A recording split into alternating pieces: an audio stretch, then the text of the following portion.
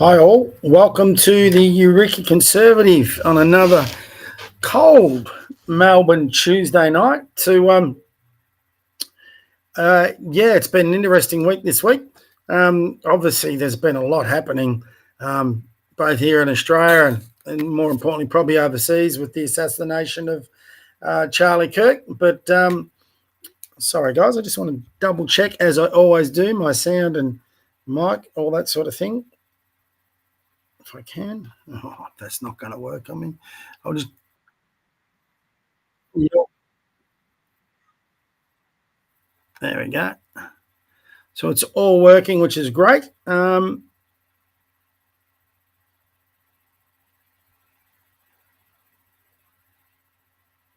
guys. Just give me one tick. Yep, we're all good to go. That's fantastic. So, again, welcome to the Eureka Podcast. Got another policy announcement to make, so we're adding and keep building. It just keeps on getting bigger and better. And we'll be very soon. Now, I've been promising this for a while, and I hope to read it out next week. A letter to the Liberal and National Party MPs in Canberra. We'll be following that up very quickly with one to all the state ones. As time does, it's coming on very quickly before an election in Victoria. It's already September. We're going into October soon. We're just on 12 months away from an election in Victoria. Sadly, all the polls are indicating that the ALP may get back in, but seriously, we deserve everything coming our way if that happens. Hopefully that Victorians will wake up and we'll get some sort of opposition party, and we can take on the ALP and kick them out. That'll be sensational. So we'll be building towards those in the coming weeks. So there's been interesting. They had the CPAC up in Brisbane this week. Interesting listening to a few of the speeches there from people like Jacinta Price, Tony Abbott, David Limbrick. And I was interested to see that they had a libertarian there. Very just shows the accommodating nature of us conservatives, doesn't it? So, and I couldn't think of anybody better, by the way, than David Limbrick, the man I respect entirely. So, see both him and Tony Abbott up there was fantastic. So, without any further ado, we'll get into sharing our latest policy. This was get my share screen up. This was brought about by something I read the other day, which I couldn't believe. I'll just get it all up first. And tonight we're moving on to defence, our defensive forces, our Army, Navy, Air Force. So there'll be a few parts here that I'm sure I'll get some pushback on. But there's also, I think, parts here that we need to start addressing. I watched a clip I'll share with you later about the threat that China poses to us and how unprepared we are.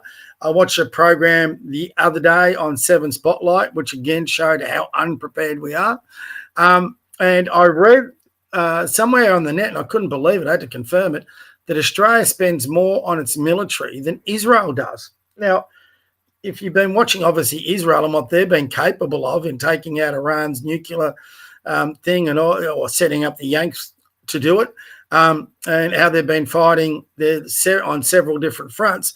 Whether you love Israel or hate Israel, you still got to respect their military capability for a country of not half the population of Australia, if not less, and what they're capable of doing. And yet we spend more on our defence budget than what they spend on theirs.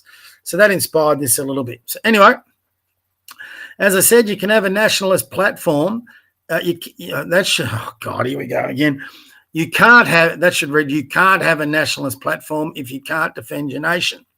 We also need to understand the strategic importance of Australia. Now, I put those 2 bullet points there because got a few libertarian friends that think we should be Switzerland and we can just sit somewhere in the South Pacific and no one will notice that we're there and we can be neutral for the rest of our lives. John Ruddock, who's decided to march with his Hamas friends and then his NSN friends, just thinks we can sit here all by ourselves on a one of the few, there's only, 4 continents on the planet, and we can just sit on one of those continents and hope that no one notices us. We can be that neutral country like Switzerland, which is a very small country, and there's strategic reasons why it has been neutral, but he's hoping that we can be neutral. That is a dangerously naive position.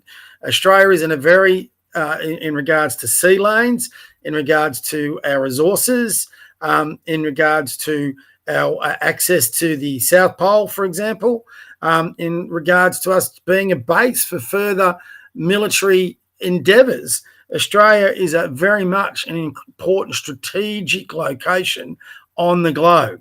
And if we decide we'll try to be neutral, we won't be neutral for too much longer. We'll be colonised. This is why Britain came and colonised the place in the first place before, the Portuguese did, or before the Spanish did, or before the French did. So Australia is very important strategically as a military base, as a resource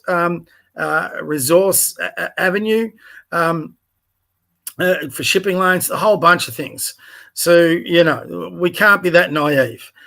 In consideration of that, I believe we should be legislating that a minimum of 5% commitment from GDP goes towards our defence. Israel spends 8% of their GDP on defence, but Australia spends 2.7 billion more on its defence forces than Israel.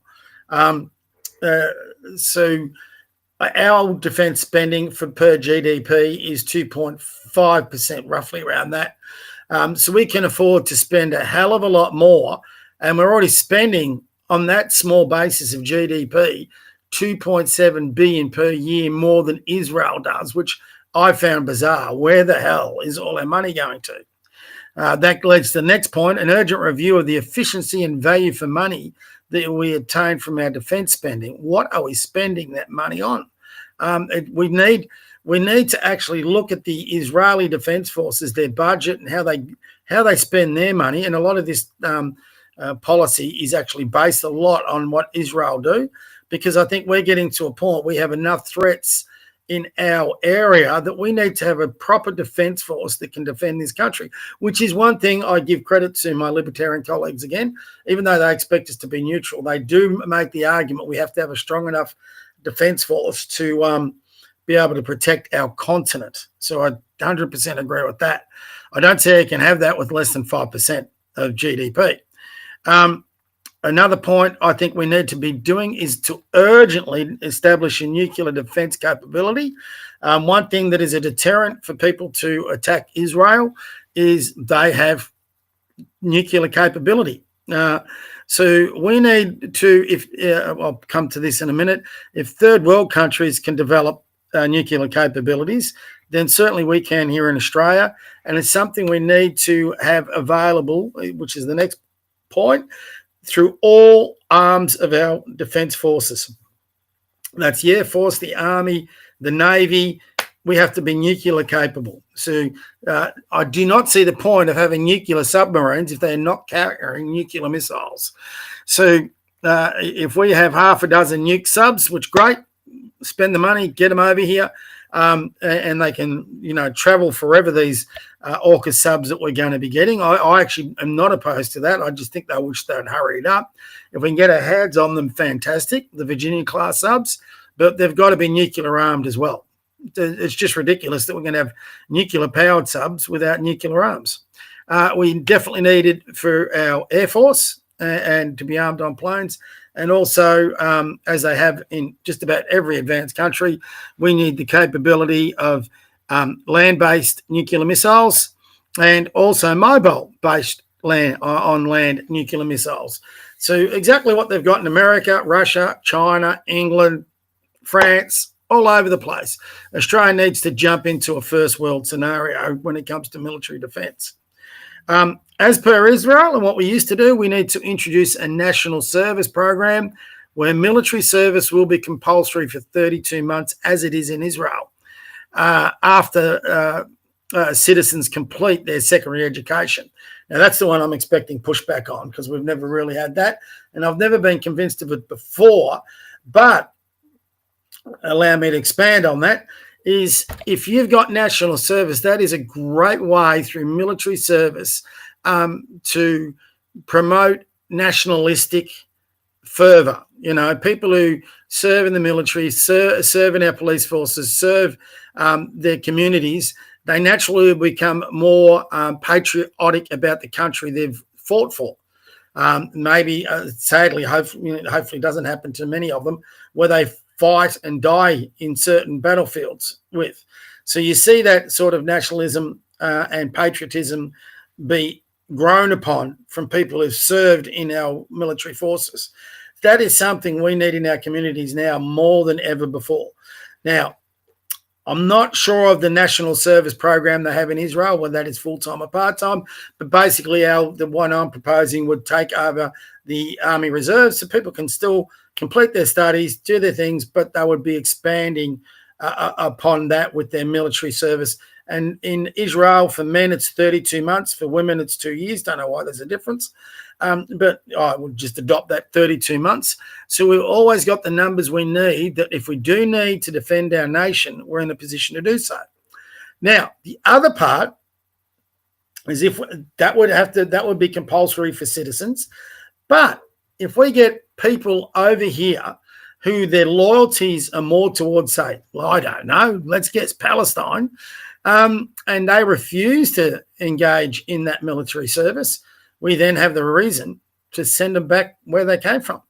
Okay, if you won't participate in your military service, if you're going to be a fifth column in Australia, well, then we're going to deport you back to your country of origin. So I think that would actually work in two fronts, in building patriotism, a love of country, and also to discover those with nefarious agendas behind the scenes that would not necessarily serve in our defence forces. We also need to establish an air defence system with the ambition of being world leading, such as the Iron Dome. I was reading that the Israeli Defence Forces have just developed a laser force to replace the Iron Dome, and apparently, which will be coming into effect next year, it's a push of a button, and every time you push that button, basically costs you $2 in energy.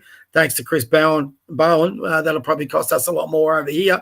But they can take down multiple missiles, drones, a whole bunch of things. So that's certainly something we need to be looking to develop and make world leading and be cooperating. This is why you don't, forgive my French, piss on the alliances you have with other countries that have that sort of technology, as Albo is doing by recognising Palestine this week. Israel, I don't think, will be forthcoming in sharing that technology with a former ally. I don't know whether you even call us an ally, that is not supportive of its agenda. So sometimes you've just got to be aware of that. Prioritise development of a world-leading air force. I don't think our air force is anywhere near that. And again, you've only got to look at the Israel Air Force that just took apart the Iranian capability of air defense. And they did that in the space, I think it was 48 hours before Trump ordered in his B-52 bombers. We should be investing in things like a B-52 bomber. Yeah, they cost a lot of money, hence why we need to increase our 5% GDP. We need to urgently remove any DEI or woke programs currently embedded in our recruitment endeavours. We seem to be doing an awful lot of that lately. Why you need it? And I wouldn't even be opposed. Trump has just changed the name of their Department of Defense over there to their Department of War. I would actually be supportive of that here because this is what your Defense Department's all about. It's a Department of War. When you're going to need to go to war, you need to be lethal. Go to my next page. Replay screen share. There we go. Let's see if this works. Bear with me. So we should be on to part 2. Just want to double check. We are. There's a lot more to come on this, just like it was in education last week. I believe we should reintroduce the Army cadets into our secondary college education. Don't worry, you mums out there. We're not sending the boys off to war or anything. But when I was growing up, the Army cadets were a major thing in secondary school, where you could join that as an extracurricular activity, just like playing sport. And we used to have a ball in the Army Cadets. We'd go camping, we'd go to rifle ranges, we'd learn how to fire a rifle, we got around weapons, we had camaraderie built amongst the students. We had teachers or someone from within the community that, were your commanders and whatever, and people were told, about discipline, marching, service, a whole bunch of things. We had a ball as kids, and I think that should be something that comes in that at least inspires our junior citizens to ultimately go down in a military career. We also need to be providing incentives for full-time service and national service, such as priority placements and discounted university degrees. We also need priority job placements in our bureaucracies at all levels of government. I couldn't imagine anything better than get a former military person with great patriotism and loyalty to their country to start becoming a part of our bureaucracies. Get rid of some of the bloody woke idiots we've got there now and replace them with real patriots. We need to ensure, I didn't realize this department, I was looking up this today. I didn't even know this existed, but we have a Defence Science and Technology group. I was going to argue for the establishment of something similar. We need to ensure that body has the funding resources it requires to establish and research the technology for arming our defence forces with the most efficient, so that means best value for money, and the most lethal weaponry possible. Not much point having a bunch of people in uniform if they can't fight a war and fight a war to win. That's something we need to be leading the world in. I will just about guarantee we're not.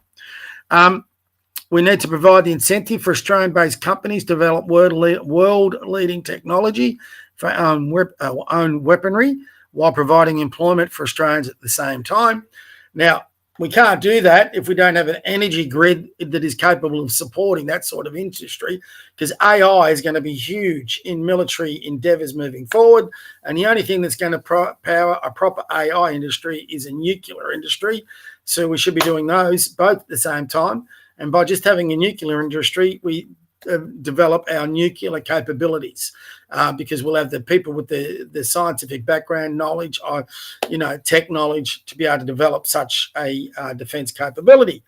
And we need to ensure that I think it was the week before, I proposed the National Guard. So whether you want to call it the National Guard, Army Reserve, we need to make sure whatever that is called is properly trained to join with Army personnel in any national defence. So the argument we were making was having a National Guard for every state like they do in America, and making sure we have enough numbers in that National Guard, Army Reserve, which could go through to your national service, that they're well enough trained that if we are attacked, that our permanent personnel plus the people in the National Guard can come to seamlessly and form a significant defence force. Now, that's very achievable. Again, they do it in Israel. They've got it in America. In fact, a bunch of nations have got this.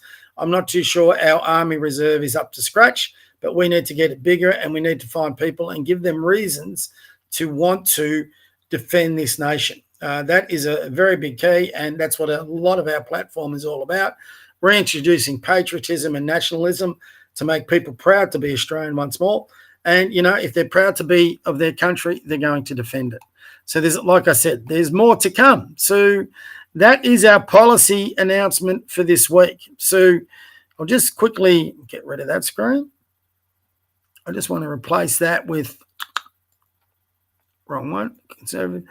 So I'm just going to go into our policy platform page just to give everyone a bit of a look at what we're developing here. So we've been at it for a while now. These are our pillars of our platform. So the defence has gone in under nationalism and governance, whether that's the right place. So we've got one policy under the pillar of Christianity. We'll expand on that. That's been an interesting which we'll cover off again from this week, what's going on in America.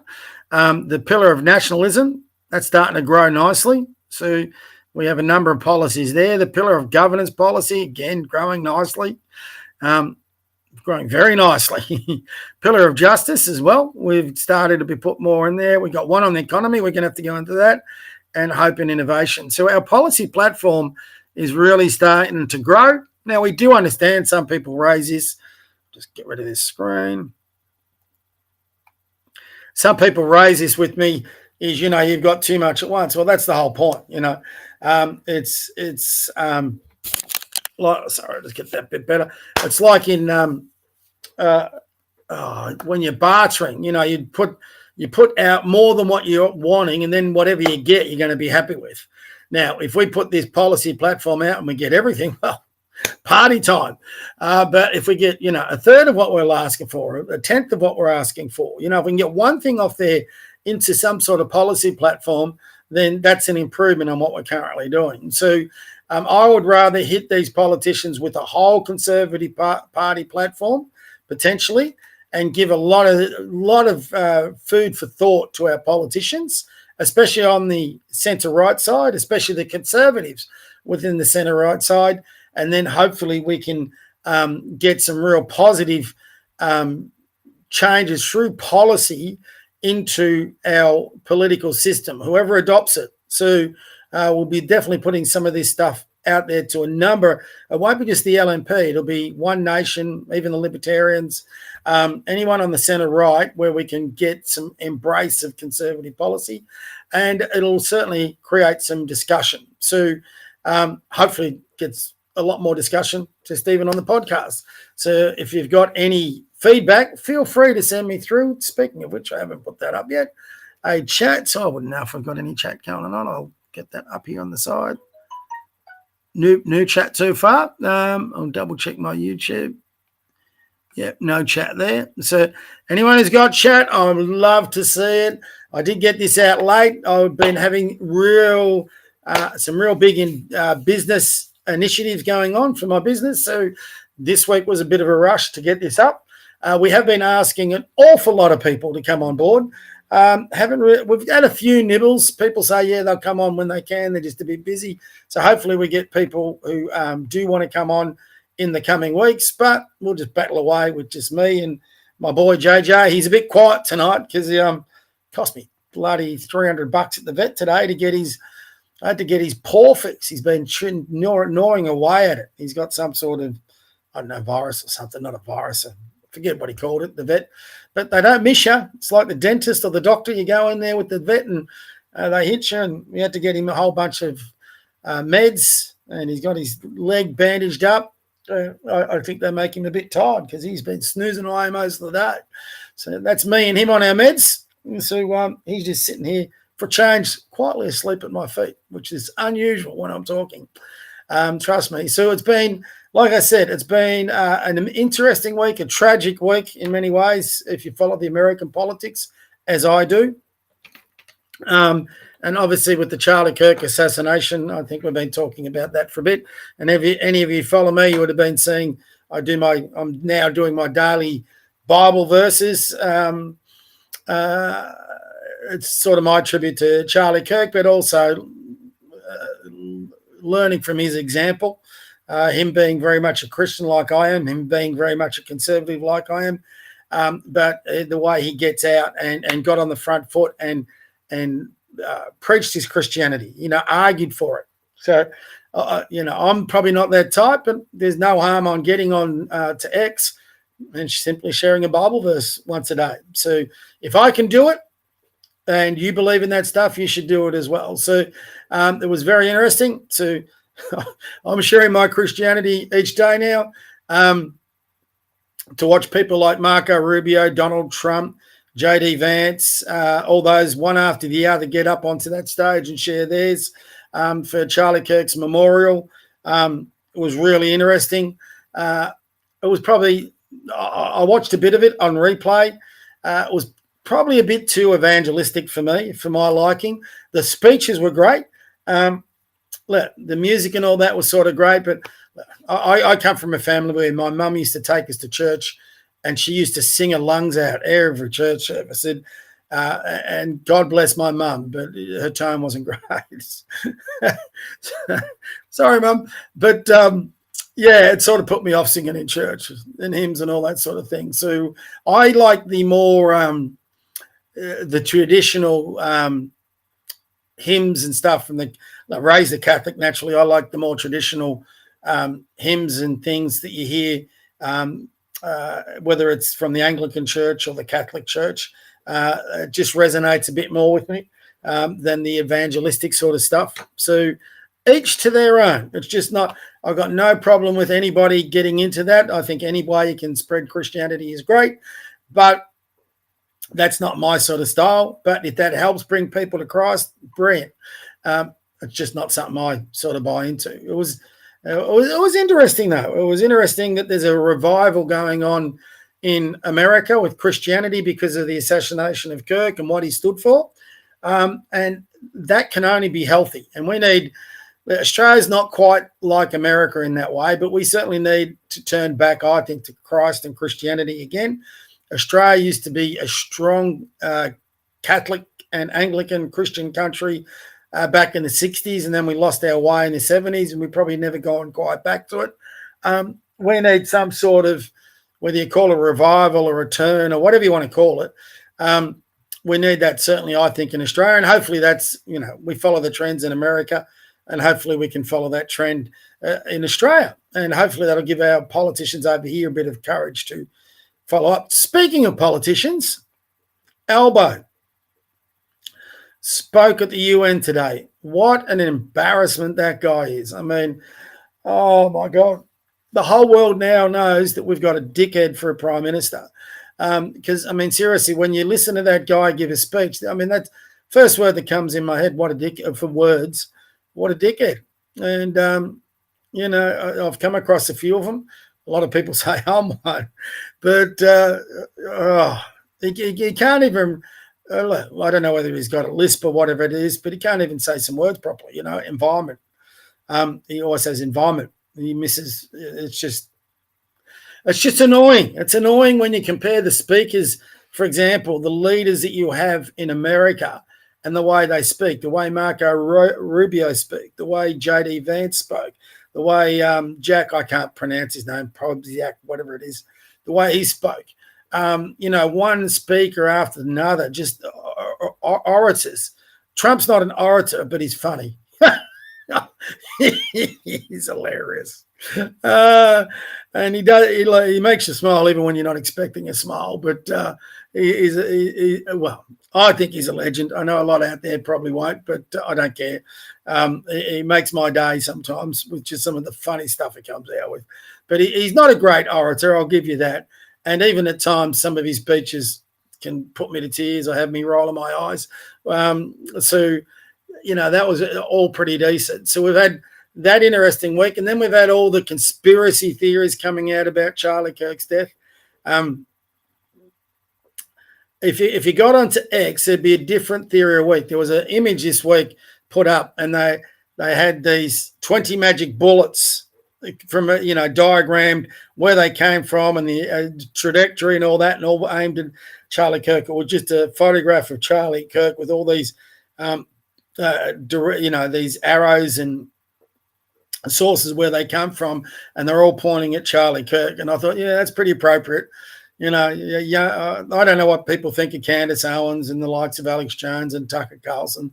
Get into them later, but I just find them infuriating. I just, where Candace gets off that she thinks she's the latest intelligence agent. Some of you might think she's great.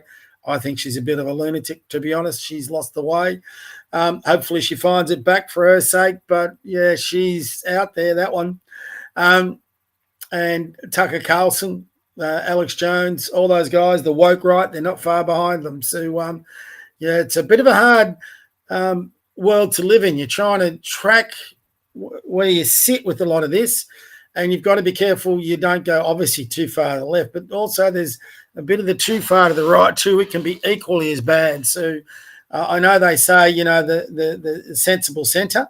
I don't think that's a fact, because if you're the centre, you're where the moderates are these days. I think the sensible centre right is probably the best place to be as it is now.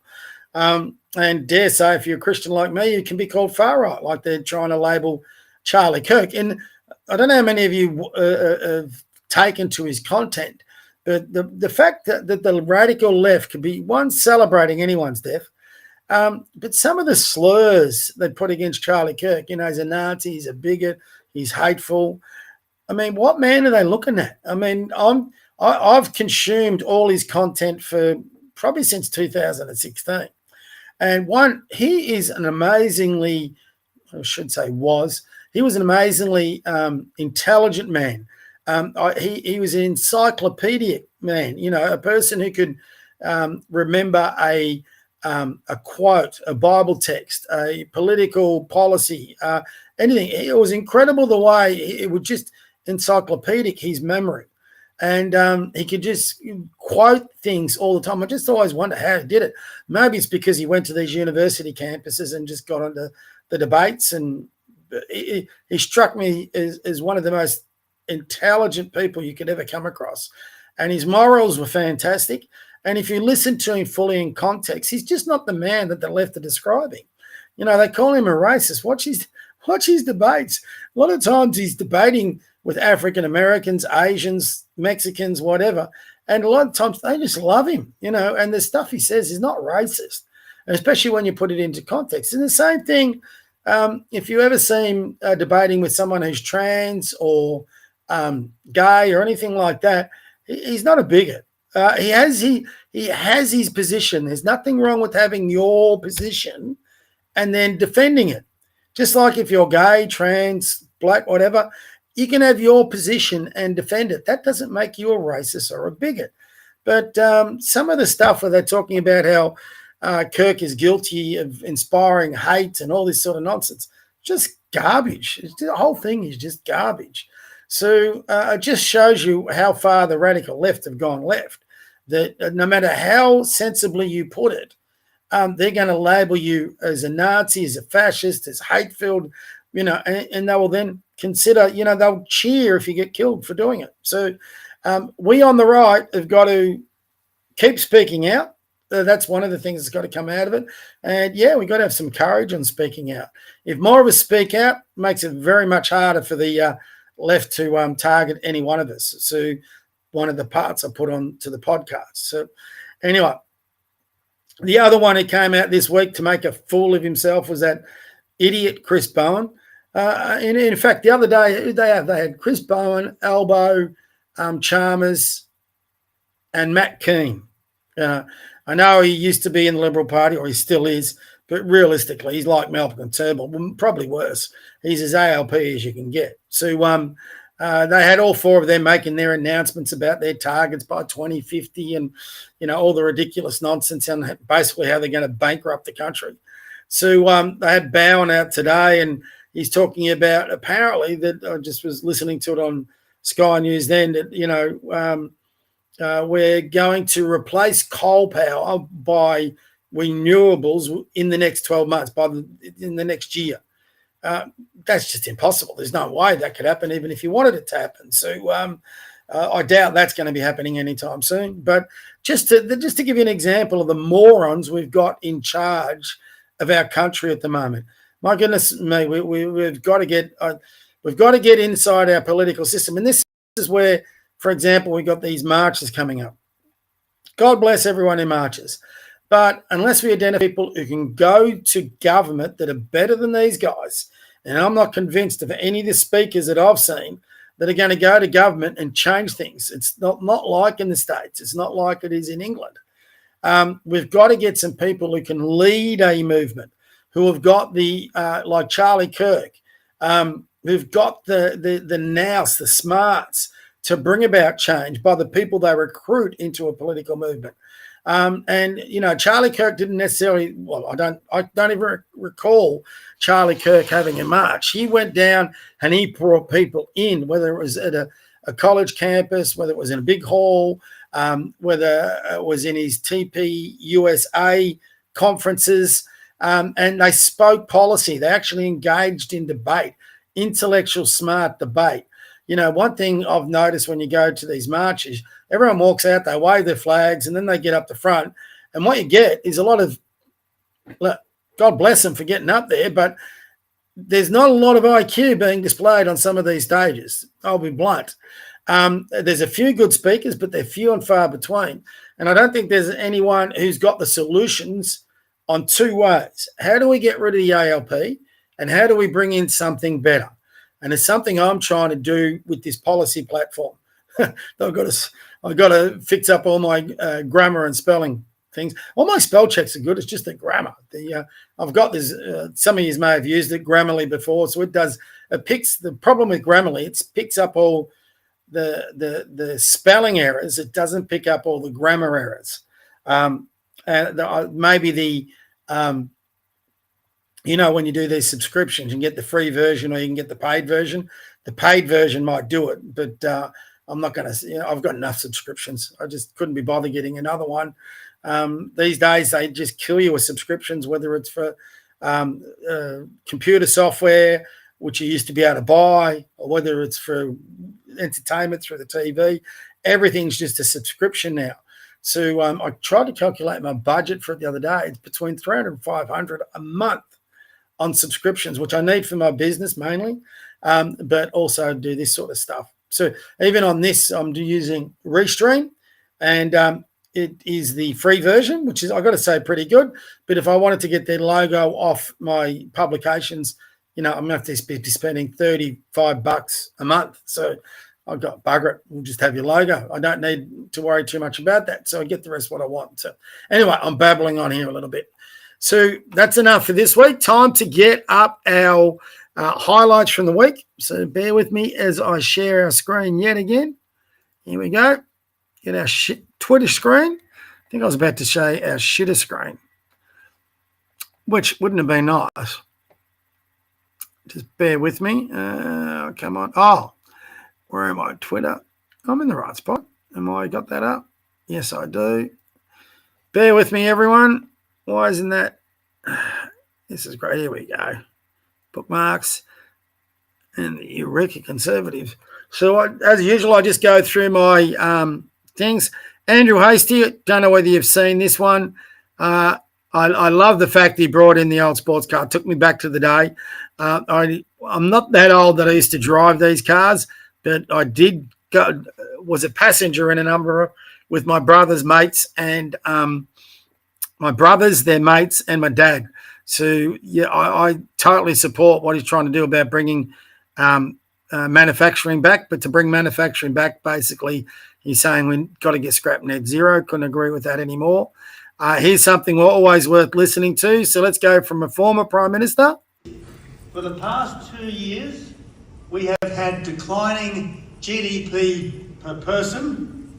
Our productivity has gone backwards to where it was a decade ago.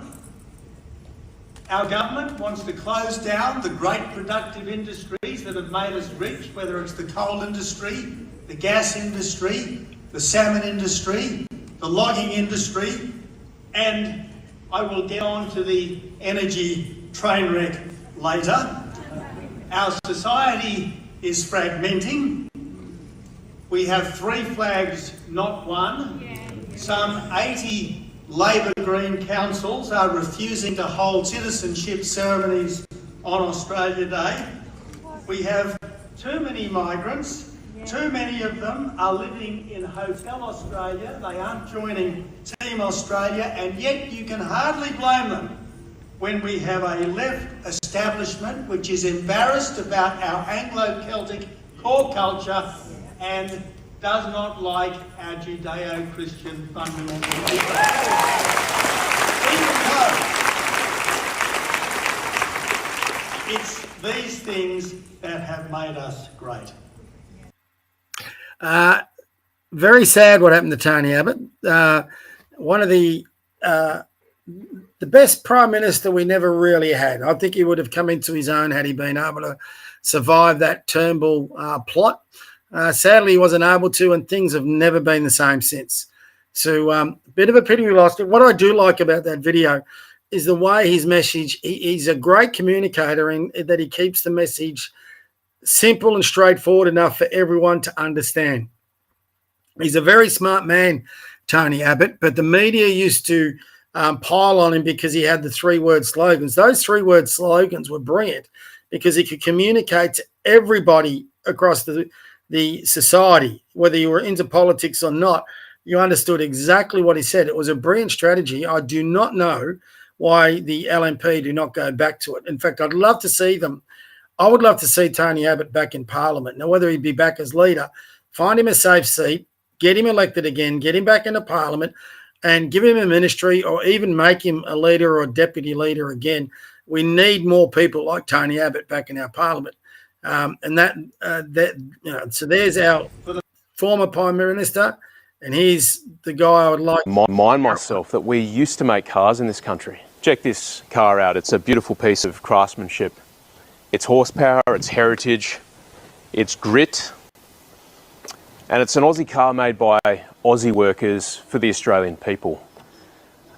We used to make complex things in this country. In fact, with cars, we used to say, race them on a Sunday, sell them on a Monday.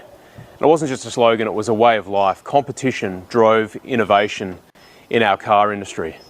But that's all gone. Today we're being told that we can forget our past forever, that we can no longer build physical things of value in this country. And both the Liberals and Labor have let us down in the past by letting the car industry disappear from our shores. And now Anthony Albanese and Labor are trying to cut us off forever from our proud heritage. They want to fill our streets with silent, soulless cars made in China, packed with tech that we didn't design and that we don't control. It's not just about the cars. It's this sense that we've lost something, that we're now just helpless consumers. The Australian people are at our best when we unlock our innate God-given drive to design and build complex things like cars. We don't do that anymore. We're a nation of flat white makers when we could be making beautiful cars like this again. And in order to do that, we need cheap energy. We have an abundance of coal and gas, which Anthony Albanese and Labor are willing to sell to countries like Japan, China, and India. The hypocrisy is breathtaking. They'll sell that stuff to countries that burn it, and they'll deny it to the Australian people. They'll deny us an industrial base like this. So yeah, I'm for Australians. I'm for putting Australians first. I want to see us making complex things because I'm ambitious for my country. And I know many of you are ambitious for your country too. It's time that we made a decision. What sort of country do we want to be? Do we want to be a country that is deindustrialised and is just effectively a nation of helpless consumers? Or do we want to unlock our energy potential, make the most of our coal, make the most of our gas, and produce things again, build stuff with our hands? If you want that, let's go. Authorised by Andrew Hastie, Liberal Party Mandurah. And how good is that? That's For the past 2 years, oops. So, I would love to see Hastie get the leadership of the party, because if you put him up speaking like that against Albo or anyone on the ALP front bench in a debate, he'd just wipe the floor with them. So, and I couldn't agree with his message any more than that. Get out of net zero, get our energy base back, and then get our manufacturing industry back. This is something that brought me. It was interesting to watch. If you're as old as me, you would understand the history behind this and how Australia has really become virtually another state of China, really. It is worth the thing. I've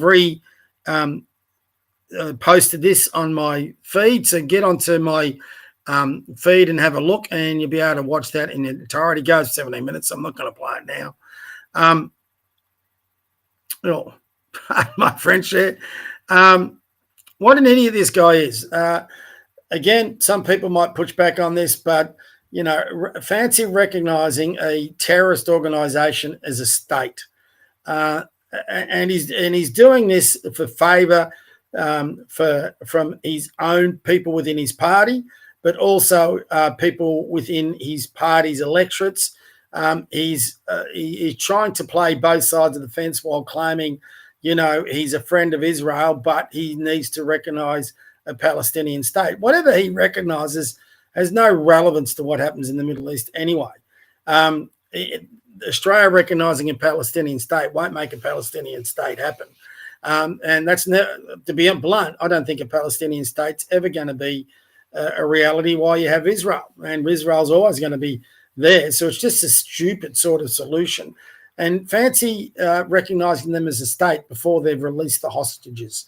They've still got hostages there. They're using as human shields. Surely that had to be the first condition before Australia recognised the Palestinian state. What has been interesting, which we'll keep going down here. Here's something else. Albo's been in the headlines. Listen to this muppet here. Just finally, what are you hoping to achieve in terms of the social media ban for under 16s and the forum you're holding here? I want to see a greater recognition from countries who are having a look at what Australia has done, the leadership we're providing, and are either considering or are definitely joining in.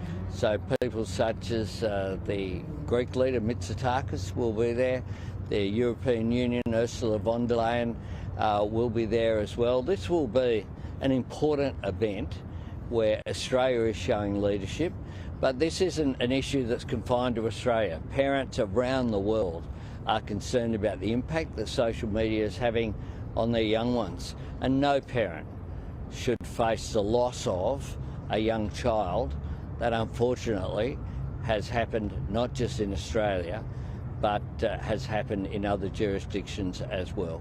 Just finally, what are you hoping to achieve in terms... So what an absolute muppet. He's going onto the United Nations platform and he wants to boast about his censorship of Australian speech. He's just an idiot. And what are the other delegates, what are people in the States and the UN thinking, how bad is Australia going if they voted this idiot in? And that would be a legitimate point of view. Now, the other part that he puts on there that just does my head in, Starmer. Starmer and Albo are both two people out of the same mould.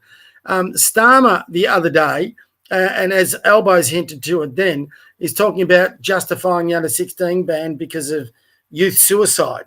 I mean, what a vile thing. We all know it's got nothing to do with youth suicide.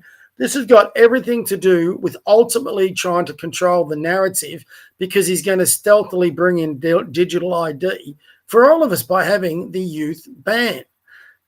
Within, the end of this year, I think this comes in. So by this time next year, everyone will have to be identifying through digital ID to be able to access the internet. So, that's what this whole agenda is about. Do you think actually Albo's concerned? I'm going to be blunt with kids who commit suicide. I don't think he gives a rat's. What policies has he announced to counter it other than this? And if that's all he's got, I don't think he cares too much. So, this is I was watching parents the other day and they let their kids on their phones with the internet, playing games, whatever. I mean, seriously, I just don't understand parents who give their kids a phone to begin with, especially if they're young kids. The kids I saw, they're 10 or 11. They're on their phones, they're playing games, they're online. And I get it because it's just a handy tool to keep the kids occupied. But it's not great parenting. Know what your kids are doing. Make sure it's secure. Make sure they're not getting on the internet. Sometimes that's harder than what you think it is. But you can't abdicate your parenting to the government. The government's not going to be there 24/7. You as a parent have got a responsibility to that child. And I just think as a society, we're going down a slippery slope with all of this. And a social media ban's not the way to go. And if you think this is all about protecting our youth, then you're a fool. It is not about protecting our youth. That's the reason they brought it in. And Albo, to being proud of censorship in what was previously a free country, is bizarre. I've reposted this. This is the best. If you want to watch a tribute to Charlie Kirk's life, look this one up, Turning Point USA. Absolutely brilliant, this one. Even got a tear in my eye, which is not usual. Classic back on Albo. Listen to this. This is great. Love it. That's the new single from AI. He dodged him once, he dodged him twice. The song is called Albo's Calling. Mr. Albanese has not been able to secure a meeting at all with Donald Trump, and he may have a passing conversation on the sidelines. But at this point, there's no meeting set down for the Oval Office. They're not even going to go on the golf course. Well, the new band by the name of Artificial Intelligence heard about this. And today, the musician Artificial Intelligence has released a song. Elbows calling, but the line's gone dead. Redfern whispers in his head.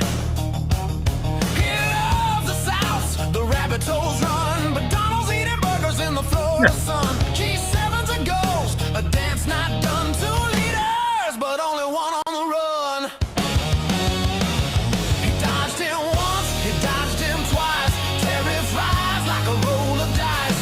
Big Mac stack, the beef is prime, but no handshake, no meeting time. The song is called Albo's Calling. I reckon that's going to hit the top 40 chart soon, isn't it, from AI? He dodged him once, he dodged him twice. The meeting that never was just drags on. There's no handshake. That actually, catchy tune, actually. I love it. But very, very funny. Very funny.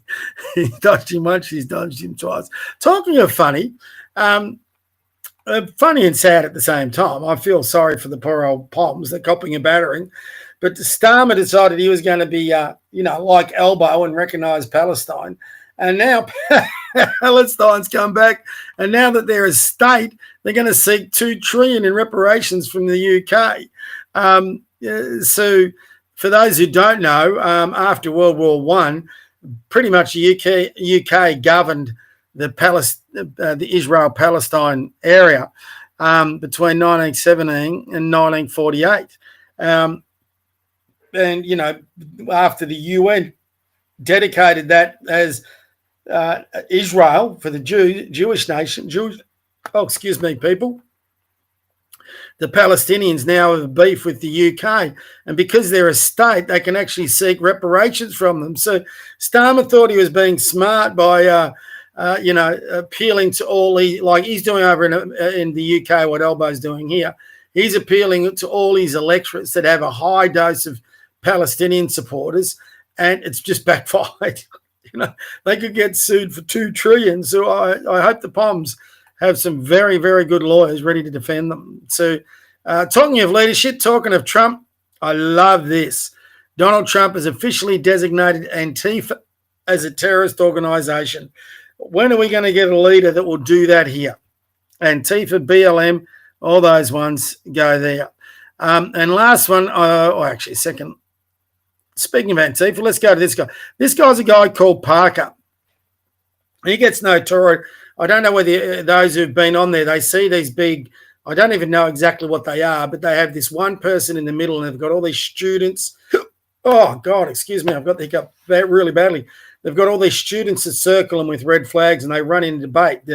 I noticed this guy once. He's pretty good on the debate. He's typical American debater in that he tries to out-talk you by going as quick as he can and talking over you, a bit like Dave Smith. So he's a liberal. In other words, he's a leftist over in America, but he's a smart aleck too. Just listen to this, what he's saying to this caller. Okay, so going back to... Can I ask you a question? Yeah, we'll go back to that in a second. Can I ask you a question? Are you Antifa? Tifa? Are you Antifa? Oh, Antifa? No, why do you say that? You're pro-fascism? So are you assuming that I'm Antifa? I'm Antifa. All right, I'm definitely anti-fascist. Definitely. So do you agree with me that you're anti-fascist? I wouldn't say so. You're not anti-fascist? So are you pro-fascist? I'm not really okay, I have still both political views on things. There's not everything I don't agree on everything with the Republican Party. I don't agree on everything. I get you, but can you at least say that you're anti-fascist? I'm not gonna say that if I don't know the. You can't say that you're anti-fascist? Jeez, so you're pro-fascism? I'm not pro. I'm not pro, but I'm not. So you're neutral on fascism? Shit, I guess. You think we were neutral on fascism in World War II?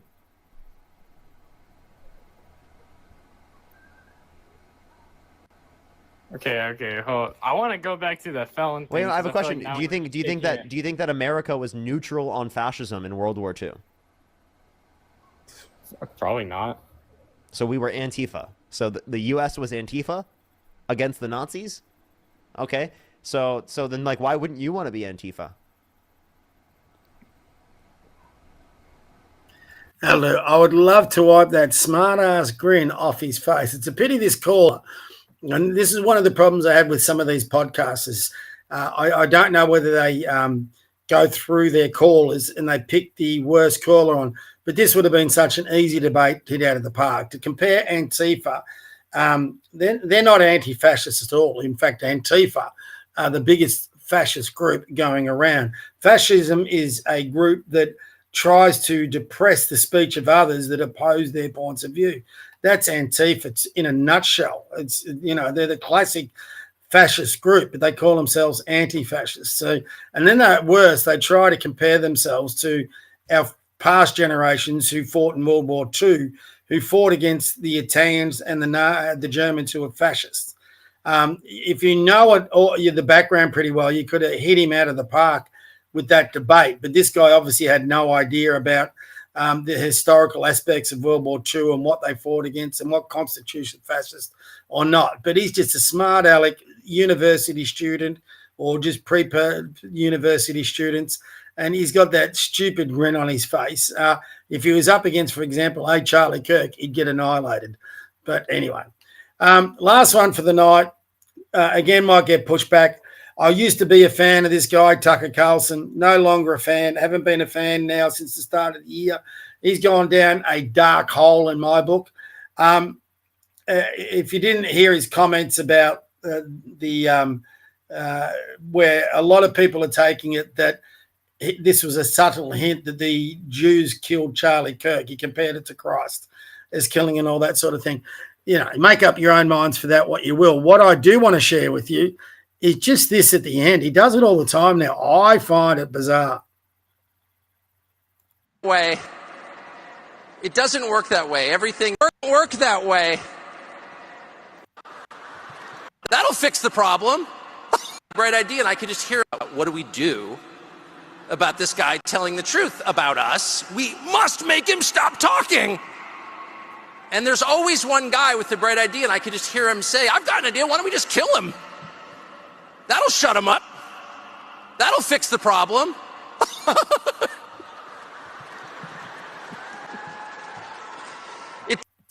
What person goes to a memorial, makes a joke, if that's what he considers it to be, about a person being censored by being murdered, killed, and then laughs about it in front of 60,000 people? I mean, I just found that behavior bizarre. I think he's in a very, very dark place, which is a pity. I used to consume a lot of his stuff as much, if not more, than I consume the Charlie Kirk stuff. So I find it very disappointing his slide into, if you want to call it, anti-Semitism, whatever it is. But I just think he's in a bizarre place. And people around him may need to tap him on the shoulder. But problem is he's making too much money. Love him or hate him, he's got a huge following on social media, and he would be making quite a fortune out of it. So anyway, that's enough for 1 week. That's just my opinion. And we all should be able to have an opinion without having to worry about where to share it. So, especially in Australia, we don't seem to have those sorts of assassinations, violence in our politics or discourse. Hopefully that stays the way in this country forever and a day. And we've got to find solutions to our political issues without resorting to that sort of thing that they obviously have done in the States. I hope, the last time this sort of happened was back in the 60s when you had a raft of political assassinations. Hopefully we're not going to see that again in the USA. My fear is with the way the left are talking over there, that's exactly what we could see. And I hope everybody around Trump and JD Vance and Rubio, I hope their security is so spot on. I think, while there's a lot of talk about revival and turning back to Christianity, I also think there's a few dark clouds hanging over our heads at the moment. So who knows where it would go? We can only hope and pray. And on that note, that's exactly what I'm going to do. I've been talking for nearly an hour now. I think I might have bored you all to tears, but that's our latest episode of the Eureka Conservative Podcast. Keep an eye out for my daily little live streams that I'm doing where I have my little rant. There's no particular time in the day, just when I get a chance in between work, I jump on, I read a Bible verse, and then I have a rant about the news of the day. That's my own little tribute to Charlie Kirk. So I'm intending to do that. I missed it today, so I'll have 2 readings tomorrow. And then I have my little rant. So that's proved to be a little popular. So we'll see how that goes. So I put it up. You can get it off my feed if you missed the live stream. Like I said, I don't have any particular time. Just when I get a chance, I'll jump on and away I go. So looking for people to come on the podcast. I'm going to keep giving this a plug. The one good thing about Charlie Kirk that we can take some inspiration, he got on, he had that political discourse, debate, even with people he disagreed with.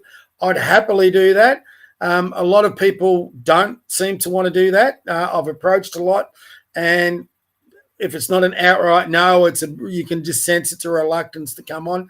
I understand it, but if we don't start talking amongst each other, as Charlie Kirk said, that's where it leads to violence, but especially on the right. We've got to start talking. We've got to start uniting, and we've got to start working towards getting rid of these ALP governments. And if we're not prepared to do that, then we should shut the hell up and stop whining about having ALP governments, because basically we're not prepared to do anything about it. So in my own small way, the best way I can, I intend to do something about it. Hopefully others can join me, and we'll see where it takes us. Anyway, enough from me for tonight. I'll say goodbye to JJ, but he's fast asleep at my feet. So sorry, no JJ tonight. He's not on the couch behind me. He's snoozing. So good night from me and JJ. God bless. Take care. Hug a loved one. Hug your dog if you don't like me. Have a loved one. Just, enjoy life and realize we still live in the best country on the planet. We've got our problems, but at the moment it's still, I believe, the best country on the planet. So God bless. Good night, and we'll see you.